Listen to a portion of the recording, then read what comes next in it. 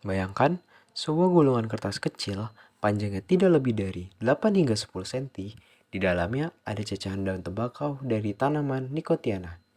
Benda ini dibakar, dihisap, dan bagi sebagian orang dianggap sebagai pelarian. Ya, kita sedang bicara tentang rokok. Tapi sadarkah Anda kalau Indonesia saat ini sedang berada dalam kondisi darurat rokok dan kanker paru-paru? Berdasarkan data Globocan, kanker paru-paru adalah pembunuh nomor satu dari seluruh jenis kanker di dunia. Di Indonesia sendiri tercatat ada 34.783 kasus baru, di mana penyakit ini menyumbang 13,1% total kematian akibat kanker. Sebagian besar korbannya memang pria, tapi wanita pun tak luput dari ancaman ini. Angka ini bukan sekedar statistik, ini adalah alarm keras di dalam dada kita. Yang lebih memilukan, targetnya kini bergeser ke anak-anak kita. Tren perokok usia muda di Indonesia terus meroket. Menurut Indonesia Tobacco Atlas, 52,1% perokok di negeri ini justru memulai kebiasaan buruk mereka di usia remaja, di antara 15 hingga 19 tahun. Bahkan, lebih dari 23% sudah mencicipi rokok saat usia sekolah dasar. Banyak orang beralih ke vape karena dianggap aman, atau mengonsumsi sisa saat nongkrong santai. Tapi, benarkah pilihan itu lebih sehat? Penelitian membuktikan bahwa jenis rokok memiliki efek sitotoksik dan merusak sel. Bedanya hanya pada cara racun itu diproduksi. Rokok juga terbagi menjadi 3 jenis. Ada rokok konvensional, yang dia menghasilkan tar nikotin, karbon dioksida, serta nitrosamin berbahaya lewat pembakaran langsung. Yang kedua ada rokok elektrik atau yang kita sebut sebagai vape. Dia ini cara memanaskan cairan menjadi aerosol yang mengalirkan formaldehida, asetaldehida, hingga logam berat terlarut seperti timbal dan nikel langsung ke jaringan nafas. Dan yang terakhir itu ada hokah atau sisa. Dia tuh menggunakan pembakaran arang yang justru melipat gandakan gas karbon monoksida berbahaya dan benzena. Jadi intinya semakin sering, semakin lama, dan semakin dalam asap atau uap tersebut Anda hirup, semakin besar tumpukan racun karsinogen mengendap di jaringan paru-paru. Mari kita masuk ke dalam tubuh dan melihat perjalanannya secara ilmiah. Pertama, fase eksposisi. Saat asap dihirup, partikel-partikel super kecil meluncur bebas melewati trakea hingga mengendap di alveolus. Paparan panas ini menghanguskan sila rambut halus, pembersih saluran napas hingga rontok. Dan benteng alami kita pun runtuh. Pada fase kedua, yaitu fase toksokinetik, yang dimana di alveolus yang tipis inilah zat karsinogen diserap sempurna masuk ke sirkulasi darah.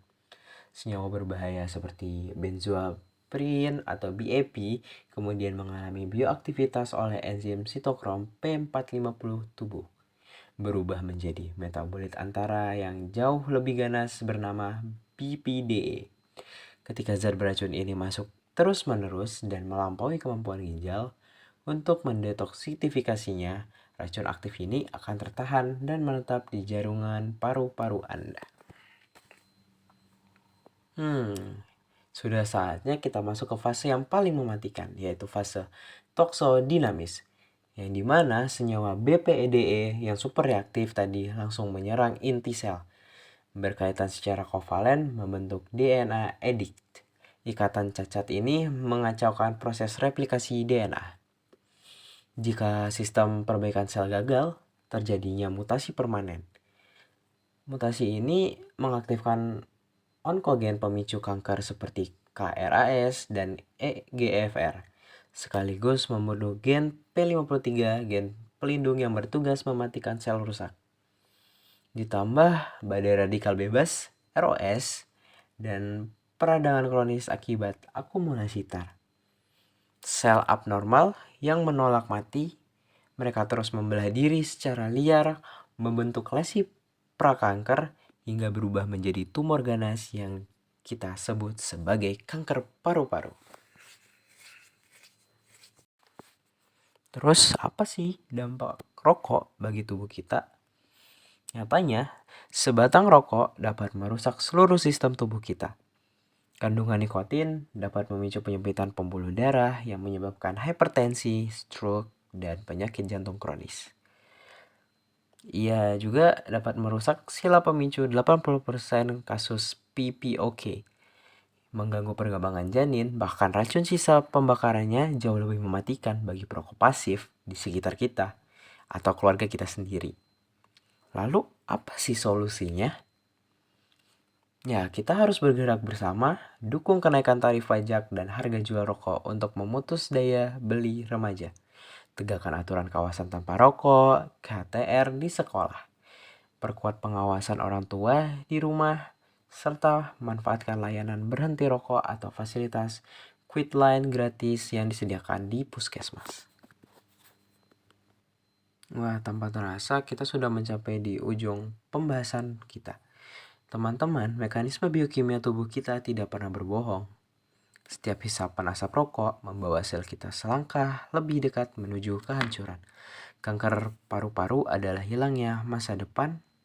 Dan oleh sebab itu, marilah kita jaga udara kita tetap bersih dan ambil komitmen untuk berhenti merokok hari ini.